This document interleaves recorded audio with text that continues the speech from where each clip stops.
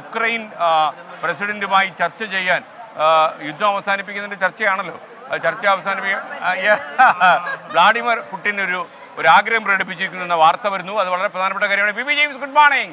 P James, Ochira Parabrahmodayam ക്ഷേത്രത്തിലെ സൗജന്യ കഞ്ഞി വിതരണ ഹാളിൽ നിന്നാണ് ഞാൻ പി ജെയിംസിനൊപ്പം ചേരുന്നുണ്ട്. പി ജെയിംസ്, വളരെ സന്തോഷകരമായ ഒരു കാഴ്ചയാണ്. 10,000-ലധികം ആളുകൾ ഓരോ ദിവസവും സൗജന്യമായി കഞ്ഞി കുടിക്കുന്ന ഒരു കേന്ദ്രം, അന്നദാതാക്കളുടെ കേന്ദ്രമാണ് കേട്ടോ ഈ സ്ഥലങ്ങളൊക്കെ. നമുക്ക് ഭയങ്കര സന്തോഷം ഉണ്ടാവും.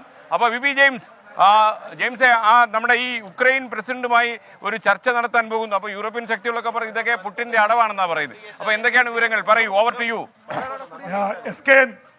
ഈ 2 വർഷം തികയുകയാണ് ഈ യഥാർത്ഥത്തിൽ യുക്രൈൻ യുദ്ധം.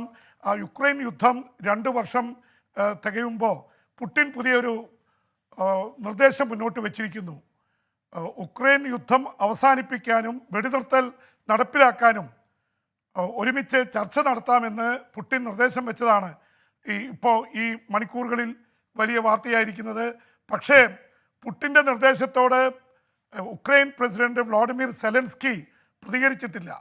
രണ്ടുപേരും തമ്മിൽ 1-to-1 ചർച്ച നടത്താമെന്നാണ് നിർദ്ദേശം വെച്ചിട്ടുള്ളത്. പക്ഷേ പാശ്ചാത്യ രാജ്യങ്ങൾ, അമേരിക്ക അടക്കം പറയുന്നത് ഇത് പുടിൻ്റെ തന്ത്രമാണ്.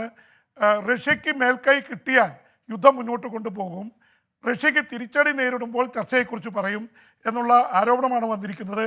എന്തായാലും യുദ്ധത്തിന് നടുവിൽ ഇതാദ്യമായിട്ടാണ് പുടിൻ ഇങ്ങനൊരു നിർദ്ദേശം മുന്നോട്ട് വയ്ക്കുന്നത്. അതുകൊണ്ട് തന്നെ ആശ്വാസകരമാണ്. ക്രിസ്മസ്, ന്യൂ ഇയർ സമയത്ത് ഉക്രൈൻ യുദ്ധം അവസാനിപ്പിക്കാൻ നീക്കം നടക്കുമെങ്കിൽ അത് വളരെ നല്ല രീതിയിലാണ് സ്വീകരിക്കപ്പെടുക. എന്തായാലും ഇപ്പോൾ തന്നെ SKN റഷ്യയുടെ 3.25 ലക്ഷം സൈനികർ കൊല്ലപ്പെട്ടിട്ടുണ്ട്. ഏതാണ്ട് അതോ അതിൽ കൂടുതലോ സൈനികർ ഉക്രൈൻ്റെ കൊല്ലപ്പെട്ടിട്ടുണ്ട്.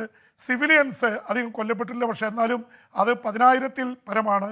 അപ്പോൾ ഇതിനിടയിൽ ഉക്രൈൻ കാരണം ദശലക്ഷക്കണക്കിന് കോടിയുടെ നഷ്ടം ഉണ്ടായിട്ടുണ്ട്. അപ്പോൾ ഈ സാഹചര്യത്തിൽ ഉക്രൈൻ യുദ്ധം വലിയ ചർച്ചയായിരിക്കുന്നു. SKN 24 അഞ്ചിന്റെ വജ്രത്തിളക്കം.